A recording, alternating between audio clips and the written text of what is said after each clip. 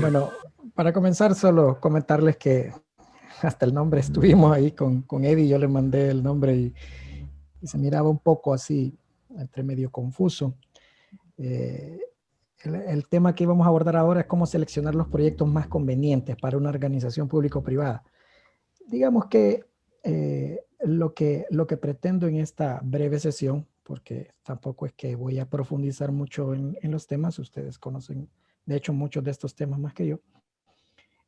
La idea es de que le demos así como un brochazo, un pincelazo a ciertas herramientas que existen para que nosotros podamos tener un marco de referencia y poder decidir.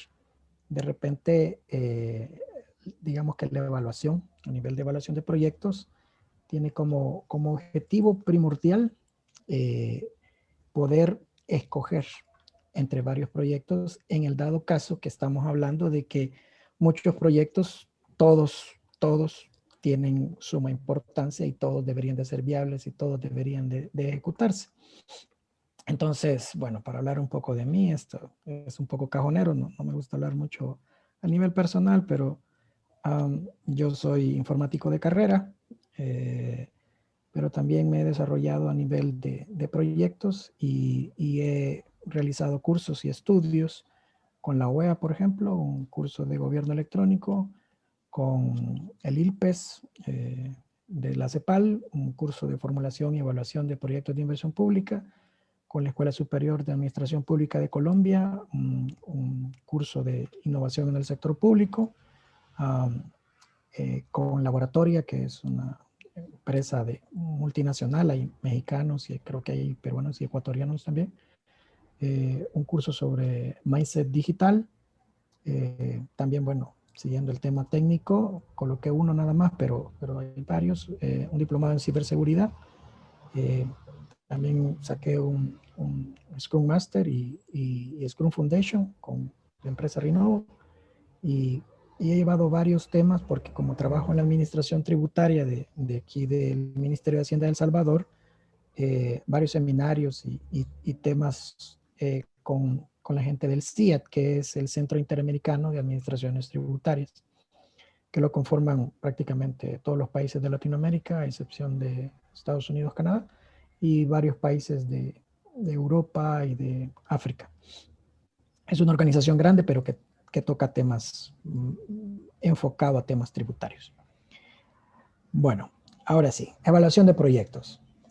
Evaluación de proyectos consiste en estudiar, comparar los costos y beneficios estimados de un proyecto para decidir sobre la conveniencia de su ejecución.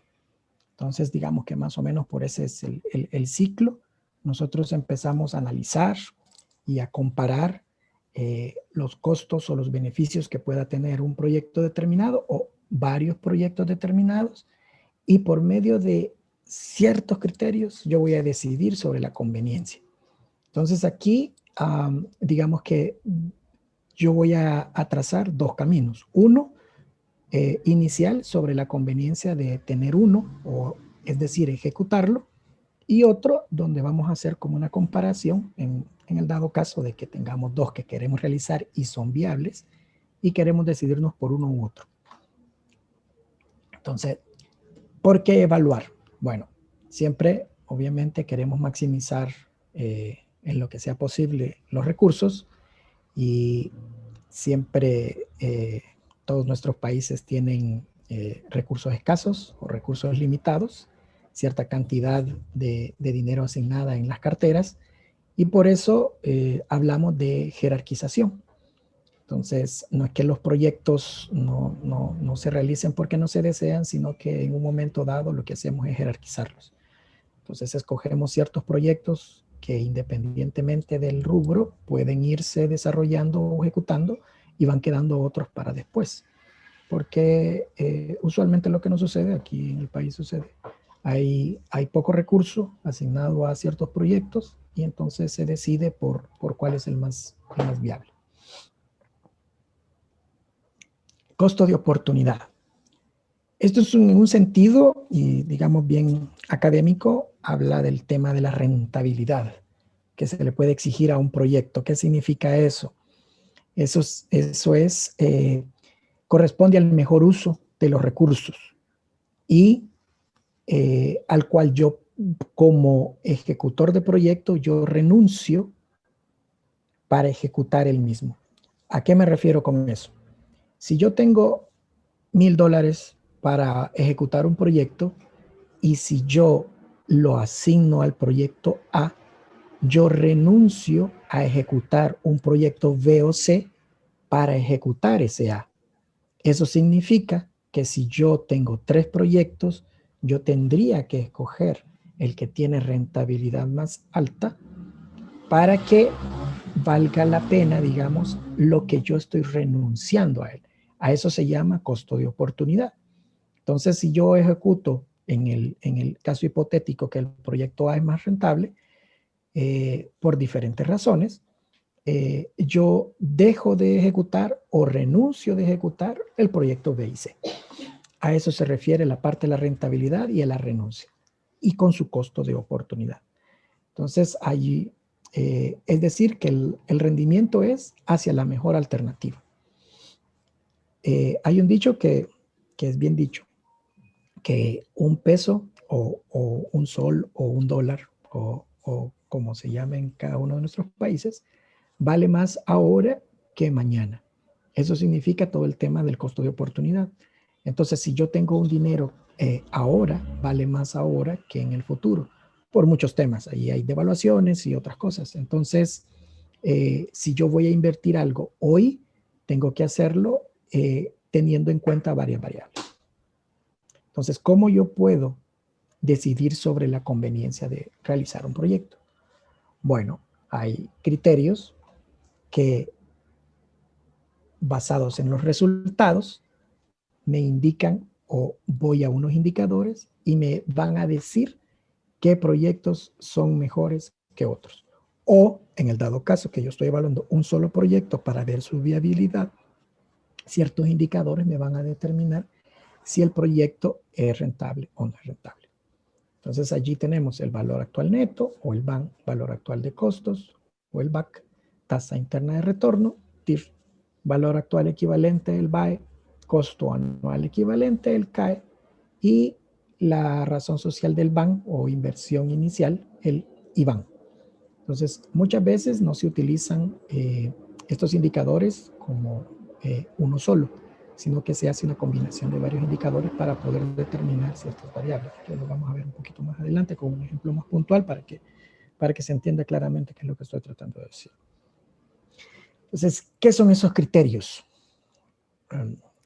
Como si se fijan en la lámina anterior, los criterios son basados en los resultados para llegar a un indicador. Entonces, ¿qué es un criterio?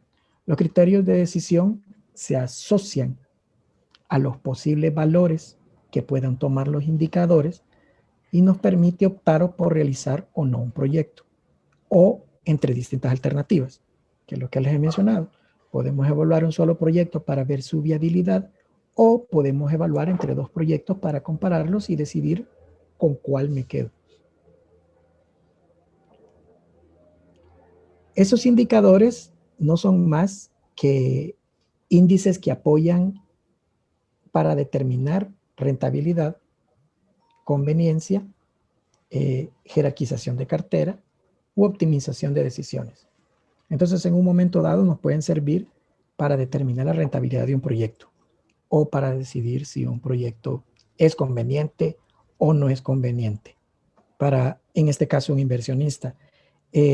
Aunque muchos temas de repente suenan como que si la inversión es de todo privada, estamos hablando de que si el organismo de la fuente de financiamiento es un Estado, también necesita saber si el proyecto va a ser rentable o no, porque tiene que tener bien clara en la manera de lo posible dónde va a tener que seguir invirtiendo a lo largo del tiempo, como un tema de subsidio, por decirlo así, o dónde es el tema de que el proyecto es autosostenible. Otro es por la jerarquización, que usualmente hay una cartera de proyectos. En este sentido hay 10, 15 proyectos, pero solo hay un fondo puntual. Y entonces se tiene que jerarquizar para nada más empezar a que salgan o que se ejecuten los proyectos que tienen, digamos, como un índice más alto o una probabilidad más alta de una rentabilidad. o la optimización de decisiones que puedan ser relevantes para un proyecto. Podría ser la ubicación, tecnología, un momento puntual en el tiempo para invertir o abandonar un proyecto, etcétera, etcétera. Por ejemplo, un tema bien puntual. Hace quizás un poco más de un año podría no haber sido tan determinante los temas de inversión en salud. En este momento, si todos hablamos a nivel de Latinoamérica, que sí es, digamos, como importante o determinante o un factor bastante alto para decidir sobre realizar proyectos en salud, es de hecho bastante positivo, porque todos los países nuestros adolecen de ciertas falencias y carencias a nivel de la cobertura. Entonces hay más gente que cobertura que puede haber en los sistemas nacionales de salud y o hay cobertura pero no se encuentran los insumos necesarios, etcétera, etcétera. Entonces esa parte de optimizar la decisión con respecto al momento óptimo para invertir o abandonar también nos pueden dar estos índices. Un poco para que ya entremos en materia de los indicadores. El BAN lo que racionaliza o lo que se visualiza es el aumento de la riqueza de un inversionista. ¿Esto qué significa? De que si yo tengo un BAN positivo, yo voy a tener un retorno de inversión en X cantidad de tiempo. Si yo tengo un BAN, digamos, como igual a 0, que puede darse, el proyecto, digamos, que es factible, porque no estoy, de hecho, perdiendo, pero yo sé de que no tengo un retorno de inversión. De repente hay proyectos que son ejecutados sin necesidad de tener la visualización de un retorno de inversión. Por ejemplo, un proyecto de agua, un proyecto de una escuela, un proyecto de un hospital público no se hace con la visión de tener un retorno, sino que con la visión de saber si es rentable tenerlo o no. Entonces, si en este caso el BAN es 0, el proyecto es rentable. Ahora, de lo contrario, si el BAN es negativo, eso significa de que si el proyecto rentablemente hablando no lo es. El BAC se usa cuando se identifican beneficios difíciles de medir o valorar, pero se reconocen que sí son deseables. En este caso, los beneficios pueden ser a nivel de comparación, cuando los proyectos son idénticos. En ambos casos, que los proyectos son equivalentes, por decirlo de alguna manera, se busca el que tenga menor BAC, o sea, el mínimo costo. La TIR lo que mide es la rentabilidad de un proyecto. Esto se define como la tasa que tiene que hacer igual al valor 0 del valor actual neto. Es conveniente una TIR si es mayor que el costo de oportunidad del capital o la tasa de descuento. Es decir, que si la TIR es mayor que la tasa de descuento, el proyecto rentablemente hablando es, valga la redundancia, es rentable. Si la TIR es menor que la tasa de descuento, no es rentable el proyecto. Ahora bien, no necesariamente que tenga una TIR mayor que la tasa de descuento implica que el proyecto a netas y a secas es ejecutable. Por eso hay otras variables que hay que tomar en cuenta y era lo que les decía que hay que combinar. La TIR me hace una identificación, pero no solamente por temas de TIR nos podríamos ir. A nivel de cálculo ahorita no voy a hacer esa ejemplificación, pero hay proyectos donde los flujos, si yo voy erogando e invirtiendo y erogando e invirtiendo, el flujo se mueve en positivo y en negativo. Y en un momento dado, cuando se calcula la TIR, puede dar una como parábola. Eso significa que tiene dos TIRs. Entonces, ya cuando en esas situaciones el solo indicador de TIR no me funciona para hacer una evaluación. El BAE. El BAE sirve para comparar proyectos repetibles, pero que tengan distinta vida útil. Para ello se aplica el BAN del proyecto como factor de recuperación de capital. Usualmente se tiene que seleccionar el que tiene mayor BAE, pero sin embargo tienen que tienen que ver con el número de periodos y de vida útil que tiene cada proyecto. Eso sí lo vamos a ver un poquito más adelante. El CAE es el costo actual equivalente y es similar al BAE, la única diferencia es que está asociada únicamente a los costos.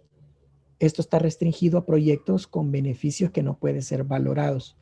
Puede ser proyectos del sector salud o proyectos del sector educación, que digamos como valorizar ciertos temas es un poco complejo por la connotación que tiene y por la relevancia que tiene a nivel de que no puedo valorizar el beneficio, ¿ya?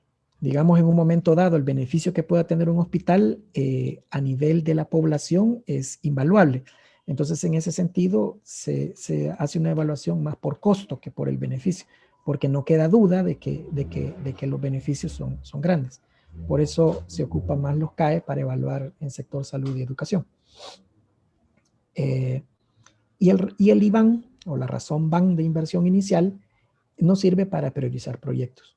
Entonces, esto cuando yo tengo un montón de proyectos con su BAN, entonces yo puedo determinar cuáles podría yo ejecutar con mayor prioridad o cuáles no, o seleccionar de repente de una cartera por cierto techo que yo tuviera que tener. Tipos de evaluación. Bueno, si nos centramos un poco en materia así bastante técnica, hay dos tipos grandes de evaluación.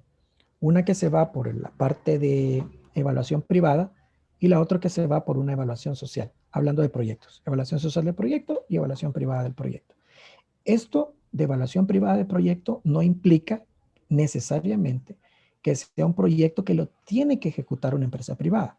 De hecho, puede ser una evaluación con enfoque privado, pero que lo va a ejecutar un gobierno local, una alcaldía, una municipalidad, o gobierno central. La diferencia radica en que en la valoración que yo hago o que yo estudio, en el tipo de evaluación privada es a precios de mercado. Y en la valoración de la evaluación social son a precios sociales. Entonces, si yo tengo un precio de mercado, yo lo tengo que convertir en el precio social para poder hacer la evaluación social. Entonces, allí va un poco diferente. Lo mismo con la parte de los componentes de flujo. Aquí en la evaluación privada yo tengo que veo ingresos y costos, toda la parte de la inversión y la operación. Veo también impuestos y subsidios. Veo créditos, veo intereses y amortizaciones, o sea, toda la parte de los flujos que van hacia afuera. En cambio, en la evaluación social, solo tengo que analizar externalidades que me puedan afectar a mi proyecto, efectos indirectos que no necesariamente son externalidades, pueden ser a nivel del interior de la organización o de la institución, los beneficios directos y los costos directos. En la parte del flujo también cambia bastante. Si se fijan, en la evaluación social únicamente hablamos de un flujo de beneficios netos. En cambio, en la evaluación privada sí ya va un rango, porque toda la parte de impuesto y subsidio es lo que se conoce como el flujo del Estado, que es lo que realmente ingresa al Estado, ya sean los impuestos o los subsidios. Y todo eso se le disminuye al flujo de caja pura, que es la parte de arriba, donde están los ingresos y los costos. A ese flujo de caja pura se le resta el flujo del prestamista, que en este caso es alguien que hizo un préstamo, no quien realizó la gestión, sino que quien otorgó y que cobra intereses y etcétera. Entonces, ese flujo de una inversión inicial o un préstamo inicial que pueda haber es el flujo del prestamista. Yo le resto este flujo de prestamista al flujo de caja puro y a eso yo obtengo el flujo de caja del inversionista. ¿Para qué me sirve todo esto? Porque con el flujo de caja del inversionista, entonces yo ya puedo hacer con ciertos indicadores toda la combinación para analizar los proyectos. Entonces, un poco de definición. El flujo de caja puro se considera como el flujo de caja operacional, que es un poco lo que les decía, y permite evaluar un proyecto como un todo. Allí sí no tiene que haber endeudamiento. En el caso del flujo de caja puro estamos hablando de todo el flujo operacional sin deuda inicial. O sea, no hay endeudamiento. El flujo del Estado es la diferencia entre los impuestos y los subsidios que se generan exclusivamente por el proyecto. Entonces, allí no estamos hablando de otros subsidios o de otros impuestos que tengan que ver con la generalidad del sector. Por decir algo, puede ser de que en algún lado haya un impuesto que se cargue dedicado a las medicinas. Ahorita es un ejemplo. Entonces, no tiene que estar generalizado, sino más bien si incide directamente en nuestro proyecto. Entonces, yo tengo que ver los flujos de impuestos y subsidios siempre y cuando son directamente aplicables a mi proyecto. Ahora el flujo del prestamista tendrá un egreso inicial, que es lo que yo les decía, la parte del monto solicitado por el dueño, y posteriormente recibirá ingresos o pagos por la deuda contratada, ahí dependiendo. Entonces, si yo hago la diferencia entre el flujo de caja puro con el flujo del prestamista, yo obtengo el flujo del inversionista. Este flujo del inversionista refleja la operación como un flujo y debido al endeudamiento. Esto para financiar el proyecto o mi proyecto. Bueno, ahora empecemos a determinar beneficios y costos. Entonces, el beneficio, pues así como se mira en la lámina, todos bien felices, obviamente se trata de los resultados favorables. ¿Y qué espero yo obtener con la ejecución o con la conclusión de mi proyecto? Entonces, puede ser que un beneficio sea si hubo un inversor que aumente monetariamente su capital, o que exista un ahorro de costos, o que haya un aumento de un consumo de X servicio, o que haya un valor residual, o que aumente la percepción o el beneficio a nivel de población. Esos son beneficios. Y los costos, obviamente, son los recursos que se deben de sacrificar para llevar a cabo el proyecto. Y esto implica que esos costos ya no van a estar disponibles para realizar otra actividad productiva o de consumo, porque yo los dedico directamente a mi proyecto. Dentro de la evaluación, yo tengo que tener un par de conceptos bien claros. Uno de ellos es la parte del horizonte de evaluación, que más allá de esta bella foto de horizonte, es un periodo que se establece para evaluar los beneficios y los costos. Y esos son atribuibles a mi proyecto. Entonces, puede diferir ese periodo o establecido dependiendo de la vida útil del proyecto o de la vida útil de los componentes de mi proyecto. Entonces, por ejemplo, si yo estoy pensando en no sé, en un puente para comunicar una comunidad que ha quedado incomunicada, entonces la vida útil del proyecto puede ser la vida útil de la estructura del puente. Si digamos que en un momento dado el material que yo utilizo tiene una vida útil de 60 años, entonces yo mi evaluación la hago en base a 60 años. Si el material que yo he utilizado es de menor durabilidad, pero muy posiblemente reduce en tiempo la ejecución, entonces posiblemente digamos que son 15 años, pero yo sé que es un puente bastante temporal, entonces yo reduzco mi horizonte de evaluación a 15 años. Entonces, ¿qué es la vida útil? La vida útil es la duración que se le asigna a un bien como un elemento de provecho para una entidad.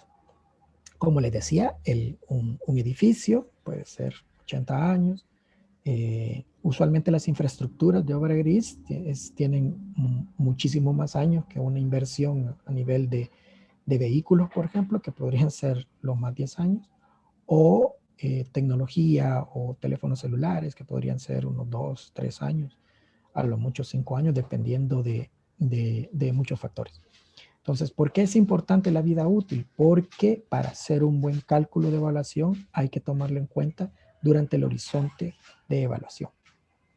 Entonces, si yo resto el costo económico al beneficio económico, yo obtengo el beneficio neto. ¿Y qué es el beneficio neto? Es la diferencia entre esos beneficios económicos menos el costo económico en un periodo de evaluación o en un periodo en el horizonte de evaluación.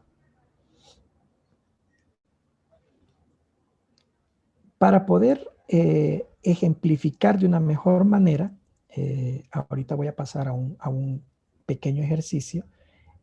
Yo he realizado ciertos supuestos. Estos es nada más para un tema de la exposición y pueden variar. Yo les voy a compartir posterior el Excelito donde lo he sacado para que ustedes puedan hacer ese juego que yo he hecho y ya se los voy a explicar posteriormente. El proyecto de implementación, ahorita es un supuesto, es de servicios educacionales. Entonces es un proyecto de educación. La población objetivo para mí es 410 estudiantes. Esa es mi población objetivo inicial. Con eso yo arranco. La tasa de crecimiento poblacional es del 7%, del 0.7%. Ya les voy a explicar para qué me funciona eso. La tasa de descuento que se ha usado para evaluar el proyecto es del 10%. Allí depende mucho de las tasas de descuento que utilicen por cada país. Haciendo un análisis, hay tasas de descuento un poco diferenciadas a nivel a nivel de Sudamérica y también a nivel de Centroamérica. En algunos países, por ejemplo Chile, tiene una tasa un poco más baja, creo que 6%, y ha ido aumentando entre 6 y 8, 6 y 8. Y algunos lo tienen un poco más alta. Entonces ahí depende un poco del país. Entonces ahorita para los ejemplos de este ejercicio es 10%. El precio del servicio educacional, o sea, cuánto le cuesta a los beneficiarios el servicio educacional, es un cálculo de $375. Estos son los supuestos. Bueno, entrando en detalle. A mano izquierda yo tengo una definición, un cuadrito bastante detallado, pero eso es nada más para el ejercicio, de unos costos de mobiliario y equipo y de equipamiento administrativo. Esto, como les digo, como es un proyecto educacional, entonces ahí van módulos, pizarras, etcétera, etcétera, etcétera, y ahí están, y van las cantidades y van costeadas. Entonces, con esto yo tengo un valor total que se multiplica, obviamente, la del precio unitario por las cantidades y me da un subtotal. Los subtotales de mobiliario y equipo andan en 118.219 y el subtotal de mobiliario y equipo administrativo anda en 5.703. Esto me da un total de 123.972. El costo de mobiliario y equipo académico y administrativo.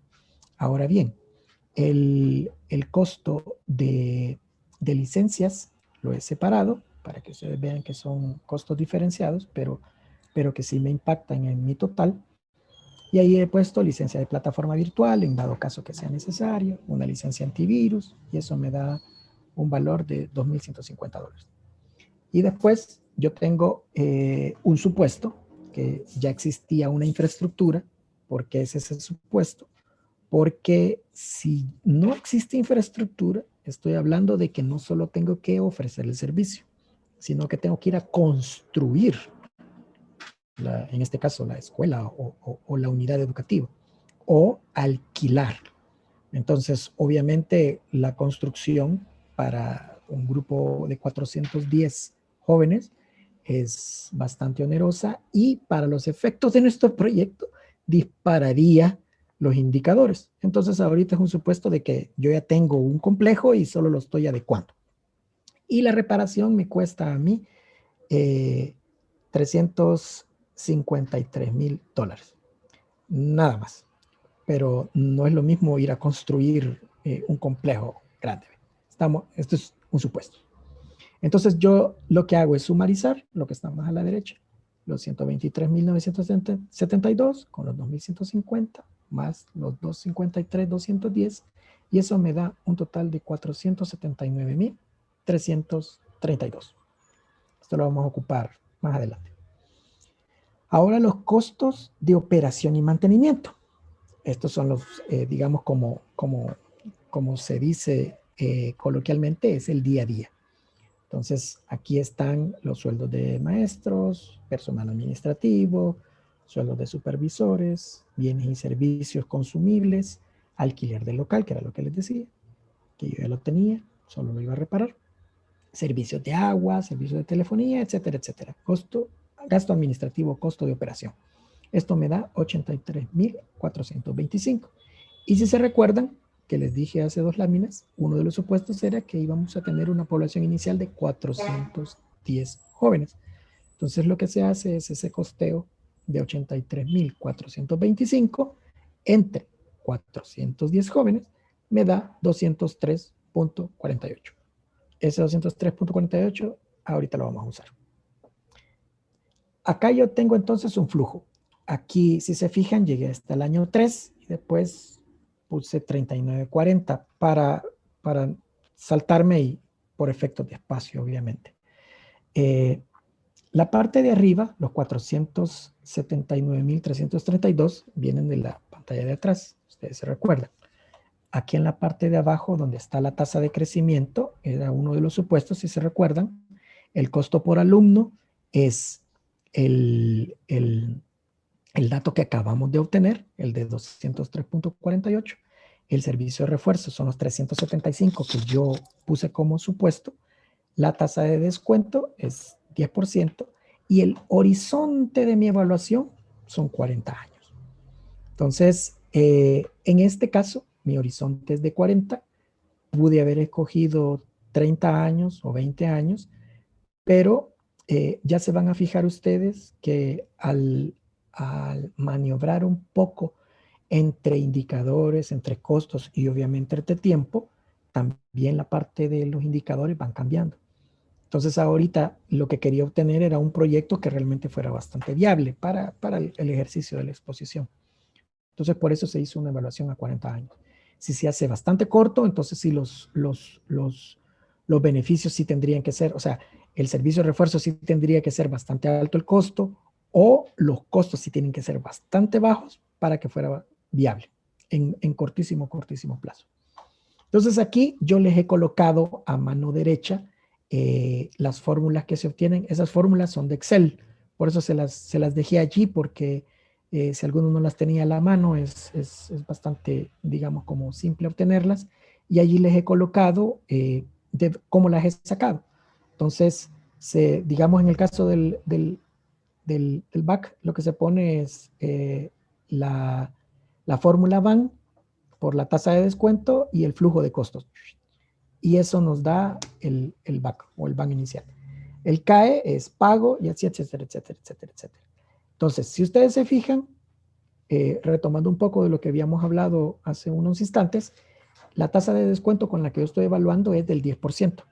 Y la tasa interna de retorno que yo he obtenido a raíz de esta evaluación es del 15.5%. Es decir, de que si yo sí obtengo rentabilidad de este proyecto. Pero no solo tengo que ver esa parte, sino que también veo que el BAN hay de 1.3 millones, o sea, yo sí obtengo ganancias de este proyecto. O sea, sí es viable, es rentable, a eso me refiero.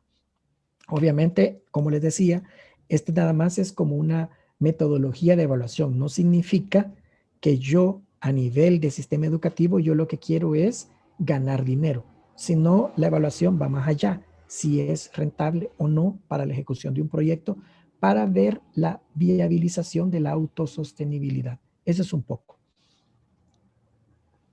Entonces, un poco para resumir, bueno, aquí sí se les he puesto las fórmulas para cálculo. Esto nada más es para manera de que ustedes las tengan allí. Es más fácil sacarlas con el Excel que sacarlas así, pero de repente lo hacemos a la manera antigua, así con calculadora y a lápiz, y entonces allí se pueden ver las fórmulas. Entonces, ¿para qué puedo yo tener? Yo puedo tener, digamos, dos enfoques. Un enfoque de costo-beneficio o un enfoque de costo-eficiencia. Si yo me voy por el lado del costo-beneficio, entonces yo tendría que ocupar o el BAN, o el TIR, o el BAE. Si yo me voy por el lado del costo-eficiencia, yo puedo ocupar el BAC o el CAE. Y aquí les he colocado una columna de criterios de selección para que ustedes puedan, así a manera simplificada, poder determinar cuándo es mejor usar qué o qué. Y usualmente los usos, en el caso del costo del beneficio, es de que si yo tengo un BAN de un proyecto A y yo tengo un BAN de un proyecto B, y yo lo sumo, eso es igual también al VAN de los dos proyectos sumados. Entonces, eso es bastante importante si yo tengo muchos proyectos y yo lo que quiero hacer es una evaluación en conjunto. Eso me puede servir para jerarquizarlos o para comparar proyectos siempre y cuando tengan la misma vida útil. En el caso del TIR, como se los mencioné, representa una rentabilidad media de soluciones múltiples o inexistencia de una solución que permite evaluar si no es concluyente al comparar proyectos excluyentes, que era lo que les mencionaba. De repente puede ser un proyecto que tenga dos TIRs y entonces no hay manera de compararlo a nivel únicamente de TIR y tendríamos que irnos con otro indicador. El BAE, nos vamos por un mayor BAE y sirve para comparar proyectos con distinta vida útil. Este sí, en dado caso, si son repetibles. Sí, solo sí, si son repetibles. El BAC es para comparar proyectos de iguales beneficios, pero con igual vida útil. Y el menor CAE es para comparar proyectos iguales beneficios, pero con distinta vida útil, siempre y cuando sean repetibles. Entonces ahora vamos a un par de ejemplos. Digamos que yo tengo dos proyectos. En este caso, la consideración aquí he puesto proyecto J y proyecto K. El proyecto J lo tengo para 3 periodos, o sea, es decir, 3 años. Tiene un BAN de 406,7. Ese es el BAN de mi proyecto. Y va ahí con unos flujos. O sea, el I0 es el costo inicial o la inversión inicial. Entonces son menos 120, porque es de descuento. Y los otros son el flujo de efectivo, desde el 1 a 3, 100, 250 y 250. En el caso de mi proyecto K, yo tengo 6 periodos y con un BAN de 582,6. Entonces, si yo solo lo analizo así, puedo visualizar que el BAN de mi proyecto K es mayor que el BAN de mi proyecto J. Sin embargo, la vida útil del proyecto K es el doble de la de J. Entonces, allí, para mi criterio de decisión de cuál de los dos proyectos, digamos, que es más eficiente a nivel de rentabilidad, tengo que tener otro criterio, no necesariamente con el BAN. En este caso, ocupar el BAE. ¿Cómo lo hago? Bueno, como el BAE hablaba de que son proyectos y son repetibles, en este caso yo considero que mi proyecto J, yo lo voy a hacer llegar en tiempo, obviamente esto es para el ejercicio, a los periodos de mi proyecto K. ¿Cómo hago eso? En mi periodo 3, que es el último, yo le descuento el valor inicial. Y luego a partir del periodo 4, vuelvo a repetir los flujos. ¿Ya? Entonces va 100 en el caso del 4, en el caso del 5, 250 y en el caso del 6, otra vez 250. Entonces yo ya los tengo comparados a nivel de mismos periodos. Ahora, si yo tengo los VAN de los dos proyectos, si se fijan, el proyecto J ya tiene más VAN que el proyecto K. Es decir, que si yo me hubiera ido por este tema del VAN a simple vista, mi proyecto hubiera sido el K. Y realmente el proyecto más efectivo es el J, porque tiene un mayor BAN, ¿ya? Y tiene un mayor BAE a nivel de comparación de proyectos. Ahora veamos otro tema. Otro ejemplo por si no les queda del todo claro. Al evaluar dos proyectos repetibles y si son idénticos, si resulta que el proyecto A es de $200 su CAE y el proyecto B su CAE es de 100, entonces, ¿cuál es el mejor a nivel de ejecución de proyecto? Como si se recuerdan, se les voy a poner la lámina, el CAE hablaba del menor CAE, es decir, que en este caso puntual, mi mejor proyecto es el B, que su CAE es de 100, porque es menor que el CAE del proyecto A. Digamos otro ejercicio. Considera la decisión, dice, de invertir en la construcción de un nuevo establecimiento de salud primario para atender 50,000 habitantes, con vida útil de 45 años y alternativa de ampliar un establecimiento existente con similares condiciones y atender a los mismos 50,000 habitantes en la misma área de influencia y con una vida útil de 20 años. Entonces, ¿cómo se debería de tomar esa decisión? Entonces, yo debería calcular el costo anual equivalente de cada una de las inversiones y si es que se pueden repetir y elegir la que tiene el menor indicador. En este caso, el K. El que tenga menor K, ese es el proyecto que se debería de ejecutar. Ahora nos vamos para razón de inversión. Este es bastante interesante. Digamos que en todos lados sucede de que tenemos una cartera y de repente nos dicen, para esta cartera, para este año de ejecución 2021, nosotros tenemos 2,000 millones. Bueno, ahorita es un ejemplo. Tenemos 2,000 millones. Y entonces, si ustedes se fijan, todos estos proyectos suman muchísimo más de 2,000 millones. Entonces, ¿cómo hago yo para determinar cuál de estos proyectos yo debo de ejecutar? Obviamente, cuando estamos hablando de que nos vamos a ir solo por el IBAN o por la razón de inversión, estamos hablando de proyectos de que todos los proyectos yo los quiero. Y por haber razón, todos los proyectos tienen, digamos, una importancia equivalente.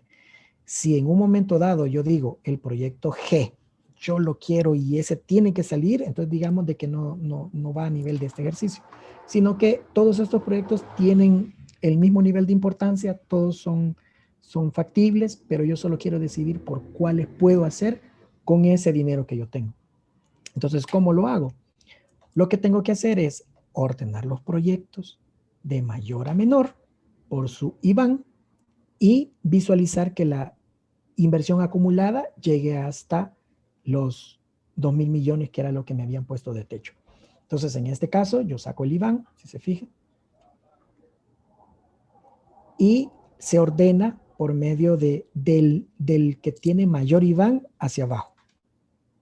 Entonces, en ese caso, los ordeno de esa manera y la parte de la inversión acumulada me llega hasta el proyecto C. Entonces, eso dice que convendría realizar los proyectos D, G, E, F y C. Y llego yo a una inversión de 1,970 millones. Todavía me queda un poquito por si me paso. Entonces, esa es una de las maneras por las cuales el IBAN puede sernos de mucha utilidad para establecer esos mecanismos. Esto era lo que les tenía para presentar. Espero que haya sido bastante clarificante. Sé de que a nivel de cálculos, no sé si puedo compartirles el Excel. Ha sido muy interesante la presentación. No. Y había una pregunta de nuestro amigo Ricardo Araya que te la voy a plantear ahorita. Acá está. Ricardo Araya te dice, pregunta, ¿en qué momento de la evaluación social se puede estimar los costos sociales y cómo se calculan?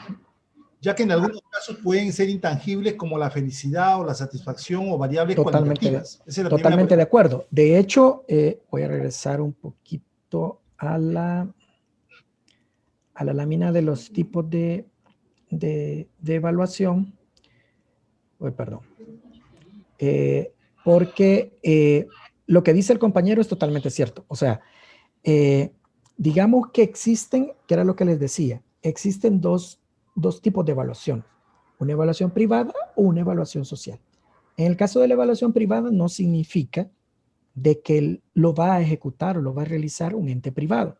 Puede ser que sea una combinación, un ente privado con una institución pública, puede ser una institución pública con fondos públicos, pero con una evaluación privada, o puede ser de hecho podría ser una institución privada, pero realizando una evaluación social.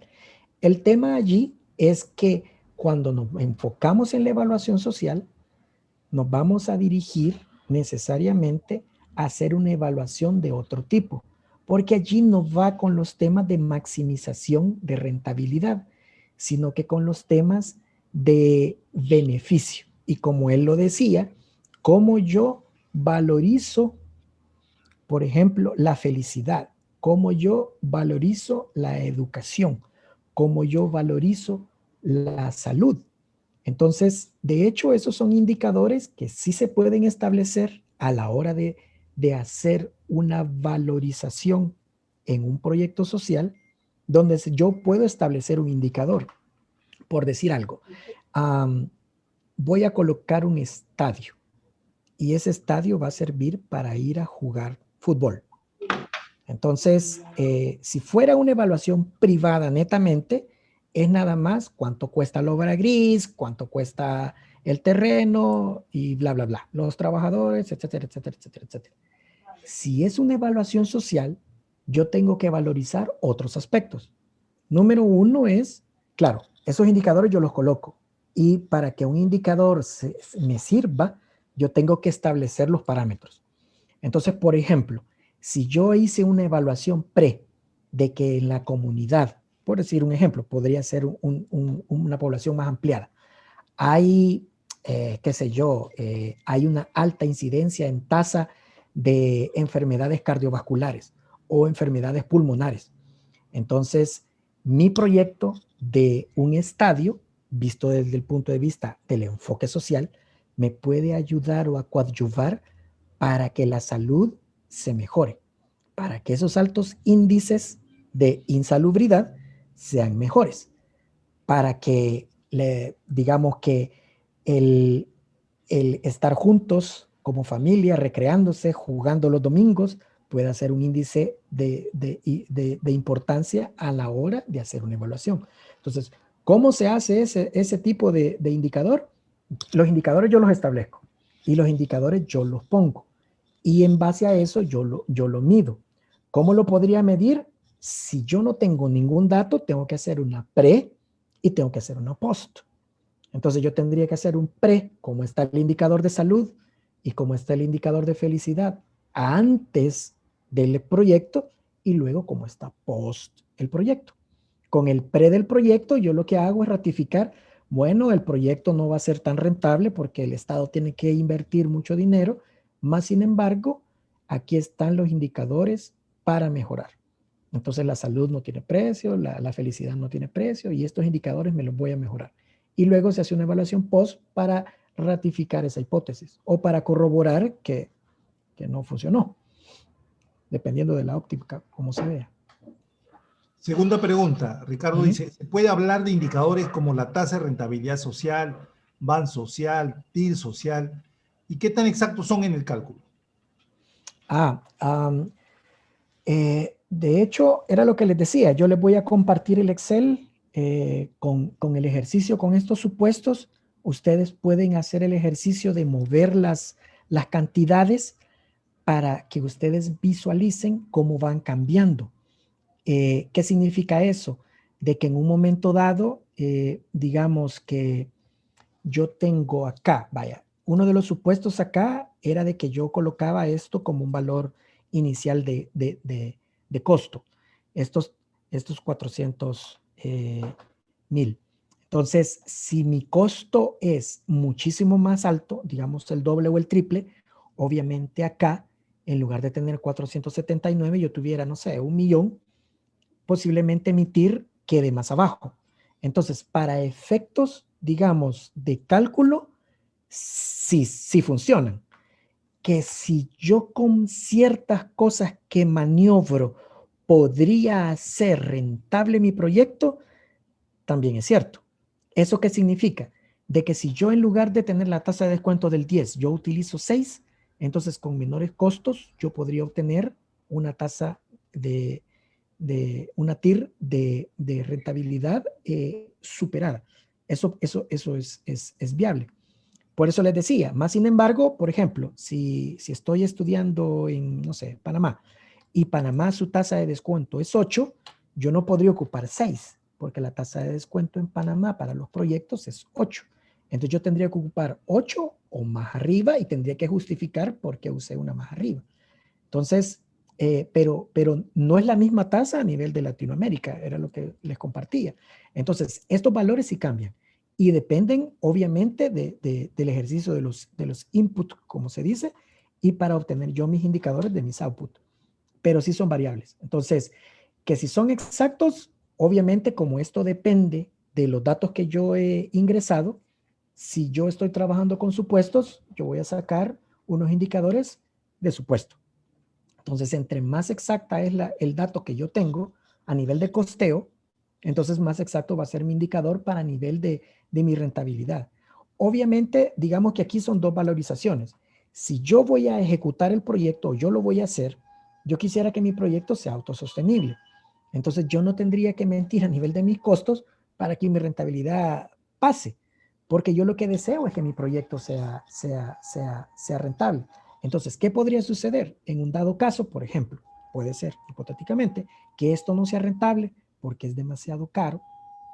Entonces puede hacer de que haya un proyecto B que subvencione ciertas partes. Entonces mi proyecto B lo que hace es hacer mediable este proyecto. Podría ser otra alternativa. Bien, hay dos preguntas que levantó la mano Carolina y luego Ana Moreno. Ok. Muchas gracias. Primero, excelente exposición, Víctor. Bastante, la orden. La verdad, bastante informativa también sobre el tema operativo, analítico e interpretativo, que es muy importante. Ante eso, a ver si es que te puedo formular esta pregunta. Las tasas de descuento que se utilizan en Latinoamérica, especialmente en Perú, para inversiones públicas de 8%, son tasas que en temas ambientales no se pueden trabajar cuando uno tiene como objetivo mantener el recurso intergeneracionalmente. Claro. Porque si tienes tasas altas, obviamente vas a hacer uso excesivo del recurso a inicios de lo que es tu ejecución. Se ha establecido una tasa de descuento del 4% para temas ambientales. Sin embargo, cuando tú tratas de generar tu flujo de caja, el tema del análisis de los beneficios incrementales ante activos que no están visibilizados en el mercado, digámosle un mercado ortodoxo, donde todo tiene su valor, es difícil.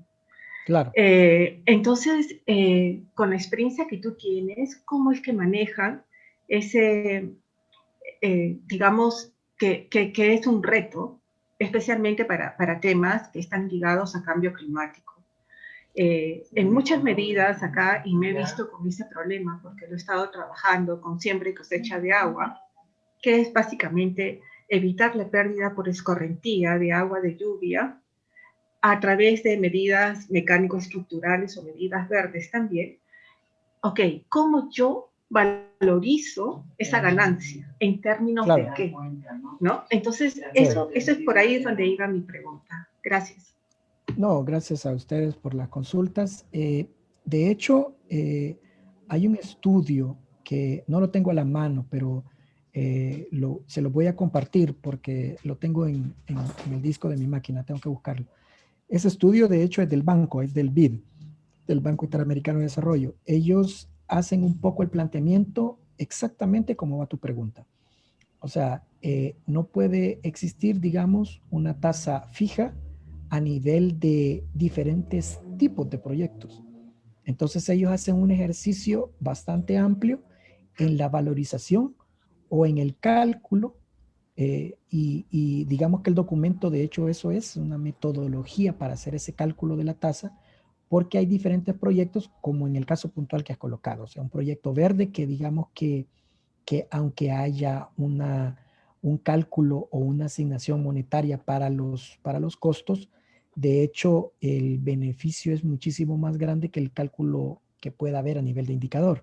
Entonces, yo lo voy a buscar y se los voy a compartir en el WhatsApp y en el Telegram que tenemos para que ustedes lo puedan hojear, porque no es pequeño, es un documento bastante grande, donde hablan exactamente de eso, de cómo poder hacer, cómo pueden nuestros países valorizar mejor para obtener esa tasa. Gracias. Dame la orden. Excelente. Pasamos ahora a Anita Moreno para que haga su pregunta. Eddie, buenas noches. La puse en el chat. A mí me interesaría saber si todo lo que Víctor ha expuesto realmente se aplica a los proyectos sociales que desarrollamos, ¿no? Porque realmente toda esta parte de rentabilidad que ha expuesto, pues cuando ya recibimos el proyecto no necesariamente la hacemos, por lo menos en mi experiencia. Entonces me gustaría si puede ampliar un poquito esa parte. Gracias. No, claro. De hecho, parte de, digamos, la evaluación por tipo de, valga la redundancia, de evaluación, es un poco ese es el espíritu. Cuando uno hace una valorización privada de un proyecto, no importa que sea social el proyecto, lo que tiene es diferente tipo de información. Cuando hace uno una valorización social de un proyecto social, es porque va a utilizar otros factores. Por poner un ejemplo, en el caso de los salarios, cuando yo hablo de un salario privado, yo tomo en base el salario monetario que cuesta. Si yo hago una valorización social, allí depende y depende del país. Hay países que dicen, yo tengo 3 escalas, por ejemplo. Un sector bastante profesional, un segundo como menos profesional y uno nada profesional. Y entonces yo tengo diferentes factores. Entonces en el profesional total yo tengo 95%, por poner un ejemplo. El segundo yo tengo 80% y en el tercero yo le pongo 60%. Entonces para poder hacer esa valorización social, yo tengo que primero convertir mis salarios a esa proporción social. Entonces, la valorización social no necesariamente implica que el proyecto sea social, sino que es una metodología diferente enfocada. Ahorita yo me enfoqué en el tema de una valorización privada, porque lo que les quería transmitir en estos momentos era, digamos, los factores un poco más palpables, porque es digamos, un poco más simple de poderlo apreciar. Un indicador monetario que yo diga, vaya, esto vale $10, es muchísimo más fácil que lo que hicieron en la pregunta al inicio de cómo yo valorizo, por ejemplo, la felicidad o cómo yo valorizo la salud. Entonces, no es que no se pueda, mediante un indicador se puede cuantificar, no valorizar monetariamente hablando, pero sí se puede cuantificar. Entonces, es, digamos, como un poco diferente el enfoque. Y no significa de que no sean proyectos sociales. Esto puede ser un proyecto de agua, por ejemplo. Agua a una comunidad que no tiene agua salubre. Entonces, son proyectos sociales. O puede ser un proyecto de educación, un proyecto de salud, medicina de primera necesidad, etcétera, etcétera, etcétera. Muchas gracias. A la orden. Tenemos acá algunas preguntas también escritas y luego vamos a pasar a Juan Francisco, que también levantó la mano, pero algunas que están escritas vamos a avanzarlas. Aquí tenemos una pregunta de, bueno, Ricardo Landa dice, Víctor, excelente presentación. Gracias. Pregunta, ¿dónde podríamos ampliar información sobre el tema tratado sobre los indicadores para la valorización de proyectos sociales? Súper chévere. Yo les voy a compartir, de hecho, tengo cierta bibliografía que alguna, tengo entendido de que es de distribución pública. Hay una bibliografía de la CEPAL que es en muchos de los temas que yo me he basado para la presentación, pero también hay otras bibliografías. Tengo entendido de que el Banco Interamericano de Desarrollo también ha desarrollado varias temáticas y tienen un par de documentos con respecto. Yo se los voy a conseguir y les voy a mandar los links para que puedan descargar la bibliografía. Perfecto. Gerles te dice, muy buena exposición, una consulta. ¿En vuestro país cuentan con una guía de evaluación de proyectos sociales? Aquí en el Perú, el Ministerio de Economía y Finanzas publicó una guía Invierte PE. Sí. De hecho, como una guía de evaluación puntual, no. Si hay una metodología, si se está hablando de proyectos a nivel de gobierno, digamos, porque hay una dirección que depende del Ministerio de Hacienda que se llama la Dirección de Inversión y Crédito Público. Allí caen todos los proyectos que tengan que ver con fondo GOES y fondo de cooperación. Entonces, son todos los proyectos.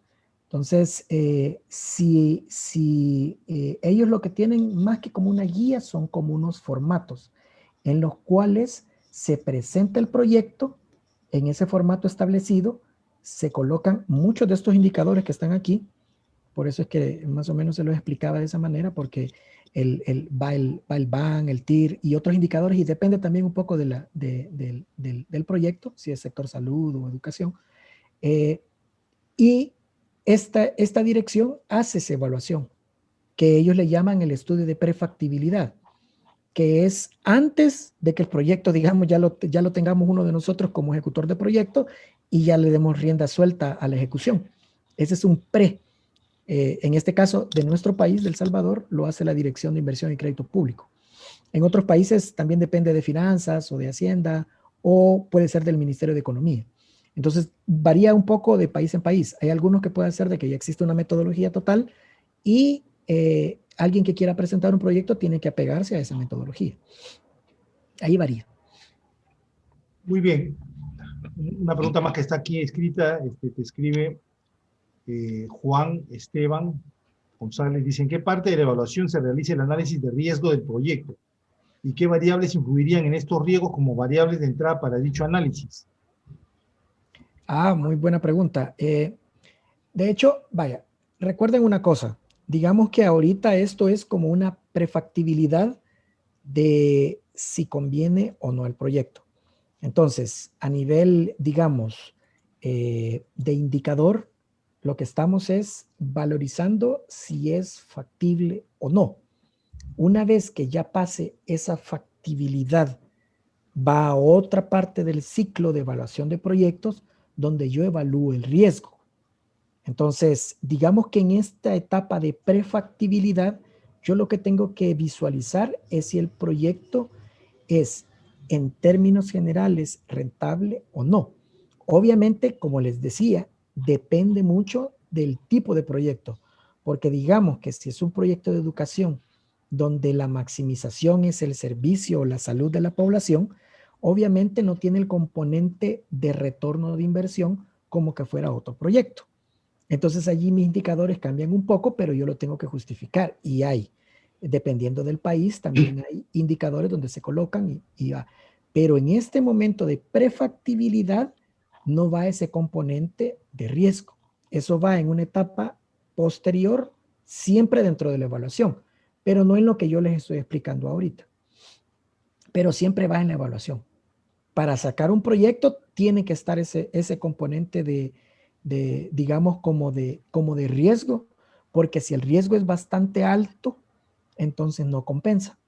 Si, por decir algo, vaya, ahorita voy a construir sobre una lareda que el riesgo es bastante alto de que se venga por una tormenta, entonces el proyecto ya es inviable, aunque monetariamente rentable. Entonces, forma parte de, pero no exactamente lo que yo les estaba explicando, pero sí forma parte de la evaluación. Es totalmente correcto. Bien, vamos a hacer dos últimas preguntas que están escritas y luego para que cierre con broche de oro, Juan Francisco. La pregunta de César Monte dice, para inversión en un proyecto minero depende mucho de la reserva de minerales que se haya estimado en la mina. ¿El límite económico estaría en el año cuando ya se están agotando las reservas? ¿Qué indicadores se aplicarían? Sí, sobre todo también de que los precios de los minerales pues varían, ¿no? A veces están altos o a veces están bajos. Sí, adelante, por favor. Claro. Acá en el ejercicio, como yo les decía, yo he colocado ciertos valores. Hay algo que, bueno, por el tema del tiempo no se los había explicado, pero por ejemplo, yo lo que he puesto es en el tema del flujo, es calculado con el costo por el alumno con la tasa de crecimiento, con el costo del servicio de refuerzo con la tasa de crecimiento. Entonces la tasa de crecimiento lo que me va haciendo es que va aumentando en cierta medida el servicio. Si se fijan en el flujo, va un poquito, no es fijo, pues es un poco variable. Entonces allí una de dos, yo puedo estimar ese incremento en el valor de los minerales o a nivel apreciativo, pero sí lo debo de colocar y en el flujo del tiempo. Si yo sé, por ejemplo, que no puedo ir en un análisis de más de 20 años, entonces yo hago mi horizonte de evaluación a 20 años. Y yo coloco, por decir algo, pues cada 3 años coloco un incremento por el incremento natural en los costos de los minerales. Y eso lo pongo en el flujo. Y eso, cuando yo saco el indicador, lo tomo en cuenta. Eso sí se tiene que tomar en cuenta. Excelente. Y gracias. A la orden. Última pregunta escrita aquí de Diego de la Merced. Dice, disculpe, ¿también se puede hablar de costos ambientales y qué indicadores podría sugerir? Sí se pueden tomar en cuenta los costos ambientales.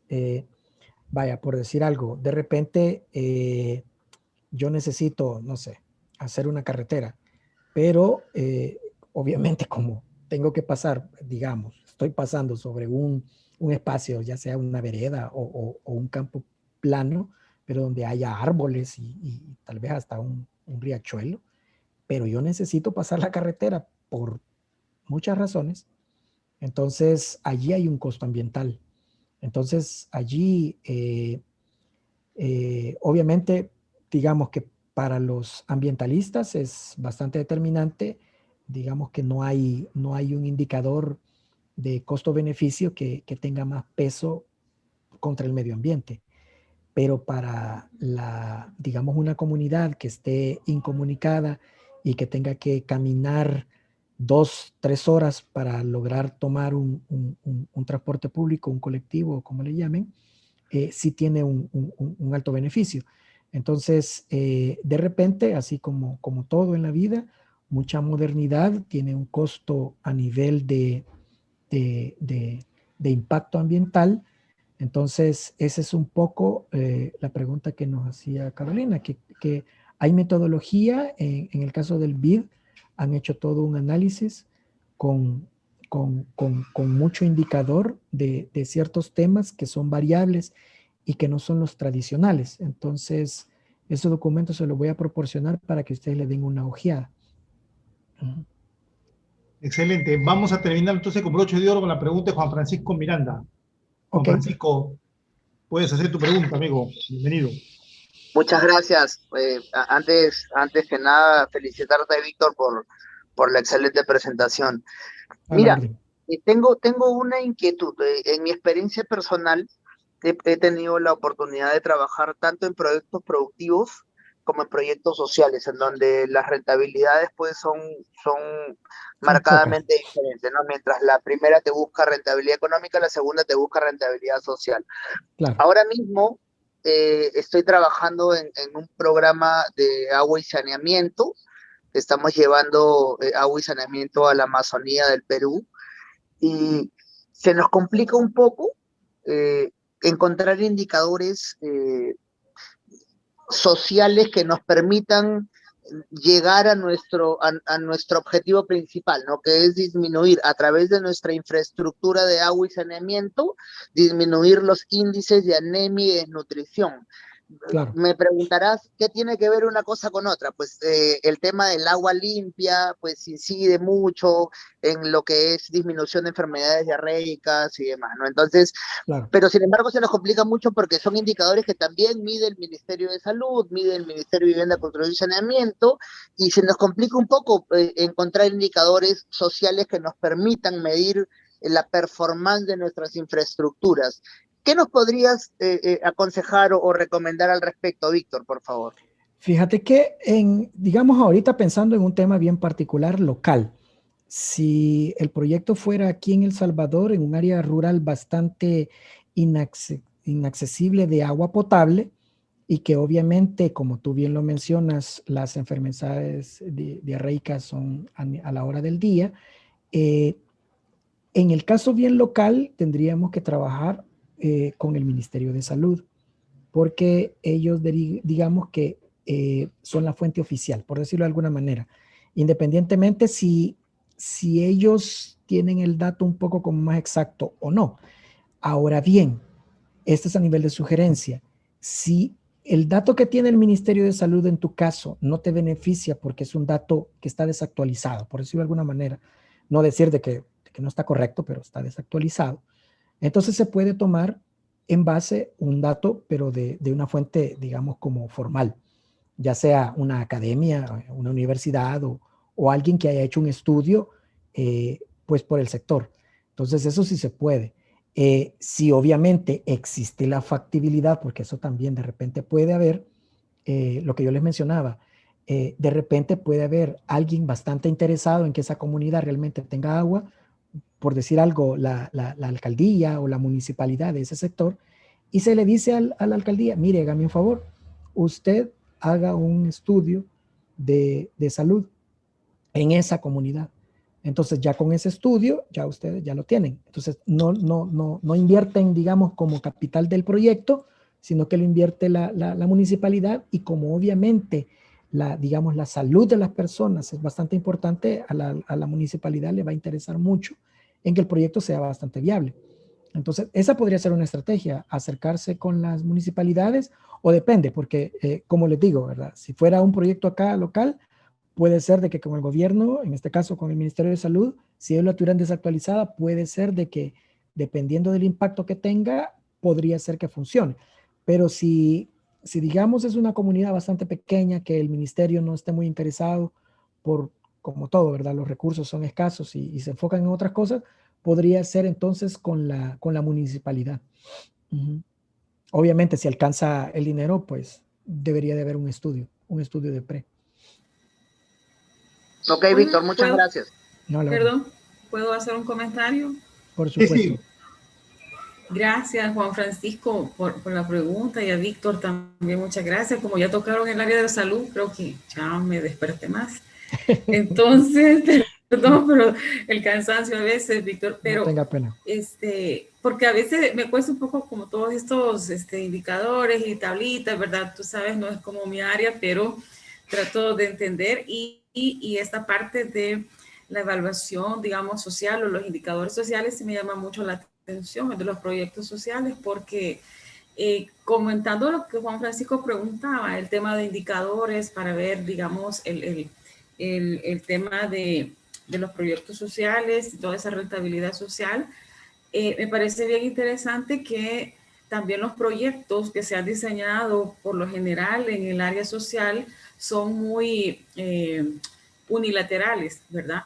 No van integrando diferentes dimensiones sociales donde pudiéramos ganar más experiencia, más rentabilidad y poder integrar. Y aquí quiero tocar el tema de la determinación social de la salud, ¿verdad? Como la salud, pues sí, no depende solo de los ministerios o secretarías de salud, sino que también depende de los demás actores que participan, digamos, en la vida cotidiana, instituciones públicas o privadas, y por ahí, digo, podrían plantearse los proyectos, y en esa parte, pues, poder plantear la rentabilidad social de una manera que sea más integradora, ¿verdad? Y que sea multidimensional. Entonces, nada más me quería hacer ese comentario, porque sí, la mayoría de proyectos sociales son un poco reduccionistas, ¿verdad? Claro. Y queremos medir todo con nada más cantidades, ¿verdad? A número de tal vez de chorros o de grifos o de, ¿verdad? O de, digamos, infraestructura que tiene que ver con la salud y con la salud ambiental, el saneamiento ambiental, para poder medir esa rentabilidad. Entonces, nada más me quedaba con ese comentario, porque digamos que las iniciativas para el desarrollo, y sobre todo en proyectos sociales, deberían de plantearse de esa manera. Y creo que ahí sí podría ser hasta más complejo, pero también de algún modo que se gane más, ¿verdad? Entonces, nada más eso, Víctor, gracias por tu exposición y por tu tiempo. A ustedes.